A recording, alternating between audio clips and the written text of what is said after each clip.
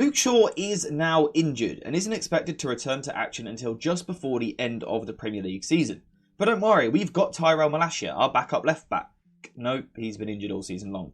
But at least we've got Reguilon, that guy we got in on loan. Nope, he went back to Spurs and is now playing for Brentford.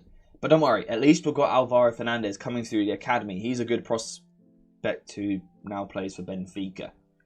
We've got a problem. We have no left backs. We have no fit available left backs at the football club. And we're even lacking at right back as well. Aaron Wan-Bissaka currently out injured. This is a fullback crisis. Diogo Dalot is the only senior fit fullback available for Erik ten Hag. So we need to look for some solutions. I think there's three main options which ten Hag could go for, so let's take a look at them. So for me, option one is to play Sofian Amrabat at left back. Of course, this is where he made his debut for the club against Crystal Palace in the Carabao Cup, and he played really well in that game. So Amrabat at left back, is it a viable solution? Well, possibly so. When Amrabat plays at left back, he is an inverted fullback. So rather than holding these wide positions out here, he will look to move into midfield. This could see someone like Casemiro shift across to the right a little bit, Kobbie Mainoo push further forward. This would leave United with this back three shape, a shape which United have used in recent weeks to try and build possession, a back three and then a double pivot in front of them. This could work. Sofian Amrabat inverts from the left-hand side from where he could control the game, getting lots of touches on the ball, and we know that he is a player which likes to keep the ball. Short passing, controlling the tempo, a high retention player, taking some of the emphasis off of Casemiro. Casemiro is someone who actually loses possession quite a lot. There would be less emphasis on him now looking to build possession, so that would certainly be a positive. The other positive is that we are still defending with a back three, which is important out of possession, in possession. It's very important that United continue with this back three shape, which we've seen in recent weeks. From this position, Diogo Dalot is comfortable defending the wide channels. It could certainly work. However, there are a couple of big negatives of this sort of move. One being, Harry Maguire is now on the left side of the defence, meaning that he is responsible for covering large spaces defensively. Do you really want that from Harry Maguire? Not sure you do. The other question is, can Sofian Amrabat from this position transition to these areas to defend? When we lose the ball, is he able to make up enough ground to get back into these wide areas and protect Harry Maguire? I'm not sure he is. The other problem is that we no longer have the attacking threat of Diogo Dalot as well, and in particular his ball progressing ability. In recent weeks he's done a really good job either here or here. He's been absolutely brilliant on the ball. Completely moving his position would perhaps be an issue. It would disrupt the flow of our team moving forward.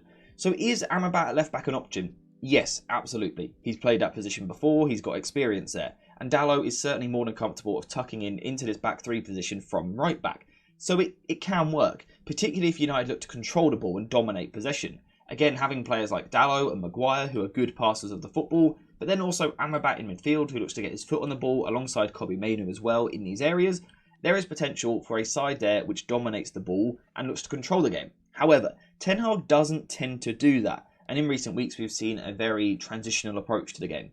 And that means that I'm not sure this works. I don't believe you can play a transitional game with Maguire responsible for covering large spaces, with Amrabat having to constantly shift between central midfield and left back. I think we're going to leave Casemiro having to cover a lot of ground. So Amrabat at left back is definitely an option. I could see Ten Hag going for it, but I'm not sure it's the best one. So before we continue into the video, a quick shout out to today's video sponsor, JerseyFifa.com, the home of all of the greatest football kits. Whether that be the new latest releases or the old classic ones like this, Jersey FIFA has something for everyone, and now you can check it out yourself using the link in the description down below. And also make sure to use code JerseyFifa for 10% off when you order. Another option for Erik ten Hag is to bring Victor Lindelof in at left back. And right now this perhaps looks like the most obvious solution, or perhaps the most likely in the eyes of Erik ten Hag. Simply because Lindelof has been the man he has turned to in recent weeks when Luke Shaw has been forced off of injury. So it would suggest that Lindelof is perhaps the preferred option for this role. Does it work? Well, I'm not sure. I think a lot of people will be extremely sceptical of this for a few different reasons. However, there are ways it can work. For example, Lindelof could tuck into a back three from the left-hand side, like Luke Shaw has often done.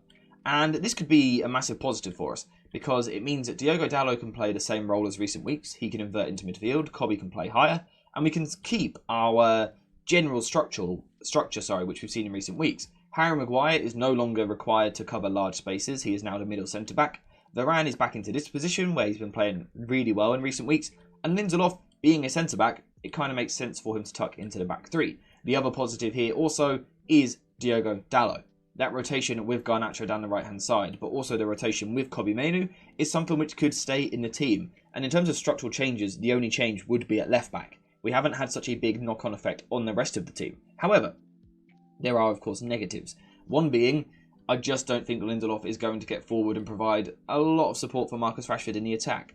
What we've seen in recent weeks is that United will often build the ball down the right-hand side, isolate Rashford on this side, bring the ball over, Rashford will then come inside, and Luke Shaw will then overlap from left-back. I'm not sure Victor Lindelof got that in his locker. Is he able to do that? I'm not too sure. The other concern would be Lindelof's ability to defend out wide, particularly against overlapping fullbacks, wing-backs, or wide wingers. Do we want Lindelof isolated in those positions? I'm not sure we do. He's a good defender. He is a good one versus one defender. He's good at delaying the play. He's good at jockeying and things like that. But simply in terms of naturally defending wide spaces, particularly on his weaker foot, again, I think it's a bit of a problem. And then the other problem is a potential in-possession problem, and that is playing out from the back. Harry Maguire against a high press can struggle, but also we've seen that Victor Lindelof struggles in these positions. What United will often do when they play out from the back is force the ball one way like this, and then go down the line. I'm not sure Lindelof has the left-footed passing range to do that, meaning that he's going to come inside, towards Harry Maguire, towards Casemiro, where potentially it becomes a little bit crowded. So once again, can Victor Lindelof work as our left-back option? Absolutely. And I think what we're going to see in this video is that none of the options are perfect. None of the solutions are perfect at all because, again, we don't have a left-back. So we're always going to have to sacrifice something. It's about what do you want to sacrifice. With Amrabat, we are potentially sacrificing the ability to cover a lot of ground out wide, and we are, kind of moving our whole structure about. With Victor Lindelof, we aren't changing the structure so much, but we are putting a player who isn't great on the ball. He's not bad, but he's not elite on the ball. We're putting a big emphasis on him trying to progress the ball. Potentially a bit of a concern. So could Lindelof play left back? Absolutely. I think it's definitely an option for Ten Hag. But there is still one more option as well. In my eyes, the final option for Erik Ten Hag is actually to deploy Diogo Dalot as the left back and bring Willy Kambwala into the side on the right hand side of the defence, playing at right back. Kambwala we covered the other day in a video, good young player who has played right back before, particularly from the bench. He is comfortable doing that role, and Diogo Dalot has played left back as well. How would this work from a tactical point of view? Again, that's the main thing we need to break down here. Not just can the players play these positions, because I think they all can, but can they do it in an optimal tactical system? That's the question. So realistically, in this system, I think we would see Diogo Dalot once again inverting into midfield. I think that would be, a key part of his job in this sort of system. So Dalot would come in from the left-hand side onto his stronger right foot. Once again, Casemiro would shift across. Kobbie Mainoo can go a little bit higher. And we can see rotations between these two here. Harry Maguire would play as the left-sided centre-back, Varane in the middle, and Kambwala on the right-hand side. Does this work? Well, initially, yes, Kambwala on the right side of a back three, I think might actually be his best position, particularly at this stage in his career. Something I spoke about the other day was his ability to carry the ball forward. And I think you really get that license to do so, when you play on the outside of a back three. It's the same for Harry Maguire on the left-hand side as well. I do think he is a good ball carrier. Although, once again, there is the concern of him having to defend large spaces. Still a problem. To go back to the positives, we're getting Diogo Dalot inverted into midfield, where he is one of our more technical players. He is someone who can take the ball in a tight space, he has good control, good passing ability, he can carry the ball forward, but he can progress the play. That's the most important thing. And you get that from him in this position.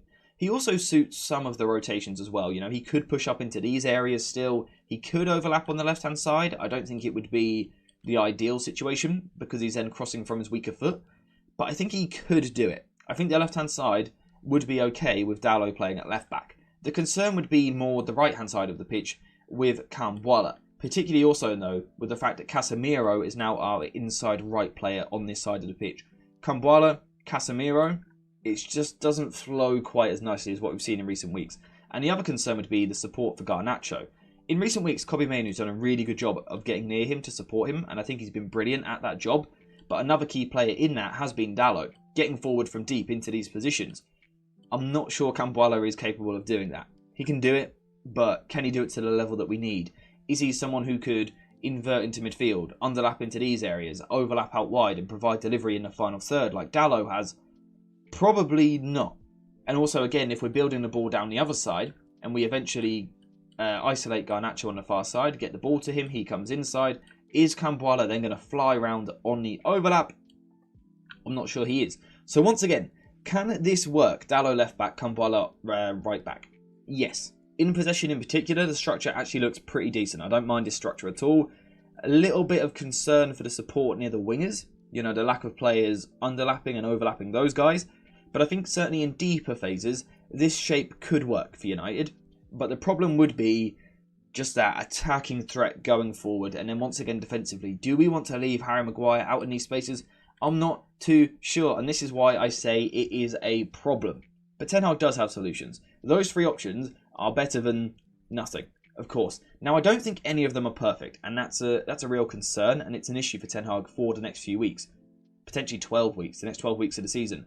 Or maybe just a few weeks until Wan-Bissaka is back. We'll have to see what sort of approach Ten Hag takes. But now I really want your guys' help in the comments down below. So basically, get in the comments and let me know what solution you think is the best. Is it solution 1, Sofian Amrabat left back, Dalot right back? Is it option 2, Victor Lindelof left back, Dalot right back? Or option 3, Diogo Dalot to left back, Willy Kambuala into the side at right back? Let me know either with a number or a player's name who you would like to see solve the left back situation, and then give me a bit of a reason as well, because I'm a little bit stuck. I don't know who to pick, so maybe you guys can help me. Apart from that though, we are finished for today's video. So thank you guys for watching. I hope you have enjoyed it. And as always, I'll see you in the next one.